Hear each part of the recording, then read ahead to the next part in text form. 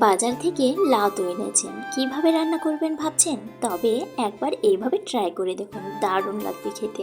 এই লাউটা রান্না করার জন্য লাগবে মাসকলাই ডালের বড়ি। এখানে আমি কয়েকটা বড়ি নিয়েছি। বড়িগুলোকে একটু হালকা করে ভেজে উঠিয়ে নিতে হবে।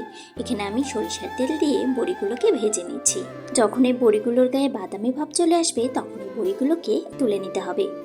এখানে একটা চুলায় ফ্রাই প্যান বসিয়ে দিয়েছি। ফ্রাই প্যানের মধ্যে দিয়ে দিচ্ছি কিছুটা পাঁচফোড়ন, কাঁচামরিচ, তেজপাতা। সরিষার তেল দিয়ে আমি এই রান্নাটা করছি, আপনারা চাইলে সাদা তেল দিয়েও করতে পারেন। এরপর ফোড়নটাকে ভেজে নিতে হবে। ফোড়নটা যখন একটু ভাজা হয়ে যাবে, তখন কেটে রাখা লাউগুলোকে এখানে দিয়ে দেবো। লাউগুলোকে অবশ্যই ঝুরি ঝুরি করে কাটতে হবে। লাউটা যত ভালো কাটা হবে, তত কিন্তু খেতে ভালো লাগবে। এরপর পরিমাণ মতো একটু হলুদ গুঁড়ো আর পরিমাণ মতো লবণ দিয়ে একটু ভালো করে নেড়েচেড়ে নিতে হবে।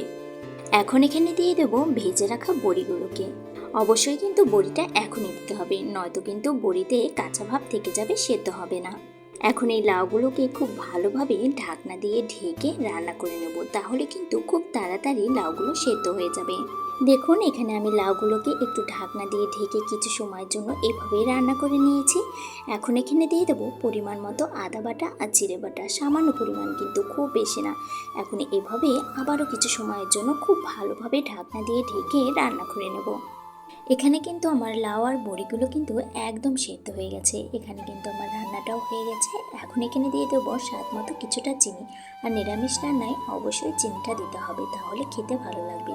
আর একটু গ্রেভিটাকে ঘন করার জন্য দিয়ে দিলাম ময়দা গুলিয়ে ময়দার গোলার মিশ্রণ। এখন এখানে নেড়েচেড়ে কিছু সময় নামিয়ে নিলেই তৈরি। এই রান্নাটা কিন্তু একদম অল্প মশলায় করা হয়, কিন্তু খেতে কিন্তু দারুণ হয়। আর বড়ি দিয়ে যে রান্না করা, বড়ির যে গন্ধটা এত ভালো লাগে খেতে।